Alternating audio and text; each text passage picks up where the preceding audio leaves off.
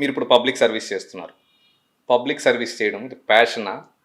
లేకపోతే political legacy continue చేయడం కోసం చేస్తున్నారా? పొలిటికల్ లెగసీ అని ఏమనుకోను. Hmm. ఎందుకంటే మనం చేసే సహాయము నెక్స్ట్ డే వాళ్ళు చూపిస్తారు చూడండి, ఆ ప్రేమ దాంట్లోనే కనిపిస్తుంది. ఆ రోజు సాటిస్ఫాక్షన్ అనేది ఉంటుంది.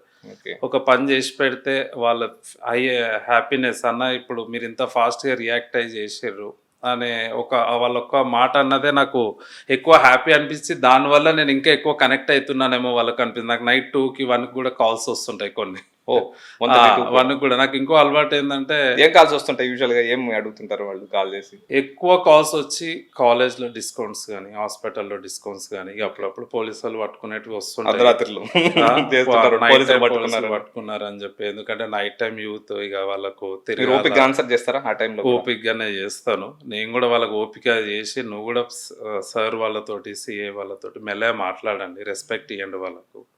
ఎందుకంటే ఎట్లయిపోయిందంటే, పొలిటికల్ ఫ్రెండ్లీ పోలీస్ అని తెచ్చేసి పోలీస్ వాళ్ళంటే భయం లేకుండా పోయి, సార్ మా అన్న మాట్లాడతాడు తీసుకో అంటే అది ప్రాపర్గా ఉండదు. వాళ్ళకు కూడా, ఎందుకంటే వాళ్ళ పక్కన కానిస్టేబుల్స్ ఉంటారు, లేదా వాళ్ళ రెస్పెక్ట్ ఉంటారు, వాళ్ళ రెస్పెక్ట్ తగ్గించినట్లు అవుతుంది. అది అరే అన్న చెప్పగానే సార్ వదిలేసిండు, సార్ ఏంది అన్నట్లు ఉంటుంది.